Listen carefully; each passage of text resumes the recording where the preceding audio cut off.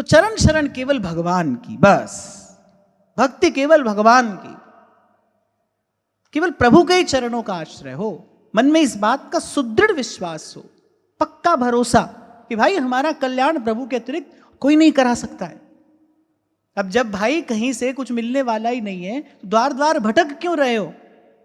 और फिर दूसरी बात, संसार में कोई आपको दे रहा हो या किसी देवी देवता से आप ले रहे हो, सब आपको दे तो प्रभु का ही दिया रहे हैं, देने वाला तो एक है। ये बात भी संतों ने कही है, दाता एक राम, और देने वाला तो एक है भाई, दूसरा कोई है ही नहीं। एको हम, भगवान स्वयं कह रहे हैं एको हम द्वितीयो नास्ति, दूसरा कोई नहीं है। यहां पर कोई बड़भागी होता है, कोई बिरला होता है जो इस सार को, इस सत्य को जान पाता है, जिसके लिए भगवान ने गीता में कहा वासुदेव सर्वमिति समहात्मा सुदुर्लभा। ध्यान रखना, कहीं भी कोई आशीर्वाद फलीभूत हो रहा हो, कहीं भी कोई मनोकामना पूरी हो रही हो, कहीं से भी आपको कुछ मिल रहा हो, पर देखना मूल में देने वाले तो प्रभु ही हैं। जब सब दे ही प्रभु रहे हैं, फिर भाई यहां वहां से क्यों लेना है, सीधे प्रभु से ही क्यों नहीं जाकर कहें। और बड़े आनंद की बात है कि जिसको यह विश्वास हो जाए कि भाई वही एक ही तो है, वही बनाने वाला भी है, वही चलाने वाला भी है, वो एक ही तो है, जिसको इस बात का भरोसा हो जाएगा ना, वो ये भी जान जाएगा बिन बोलिया सब किछ जानदा, बिन बोलिया सब किछ जान, किस आगे कीजे अरदास, बिन बोलिया सब किछ जानदा।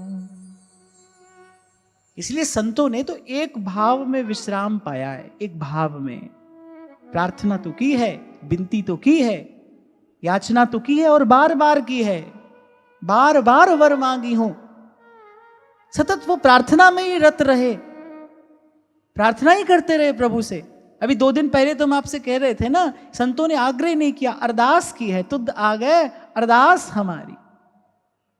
ऐसी मति दीजै मेरे ठाकुर,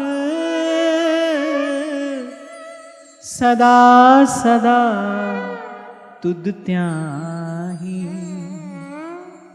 तुम करो दया मेरे साईं,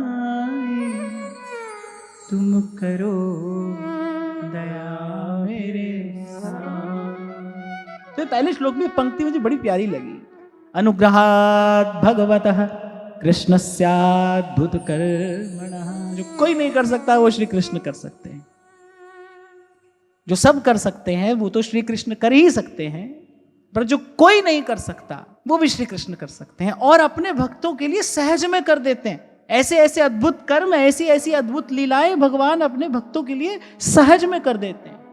कहीं आपको शायद ऐसा कोई उदाहरण मिले कहीं कि सूर्य भगवान ने अपने रथ की गति एक बार रोक दी हो, आपको ऐसा उदाहरण मिलेगा नहीं। श्री कृष्ण के कहने पर, श्री कृष्ण के संकेत पर, और मैं कहूंगा श्री कृष्ण की आज्ञा पाकर रोक दी भगवान सूर्य ने अपने रथ की गति। और गति रोक क्या दी, एक बार तो दिशा बदल ली।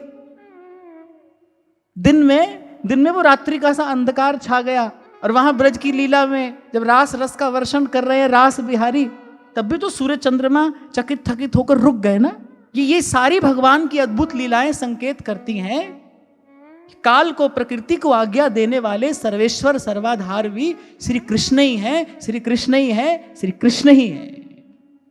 इसलिए सूरदास कहते हैं डंके की चोट पर, सब तज भजिए नंद कुमार, सब तज भजिए नंद कुमार, और भजे ते काज सरे नहीं।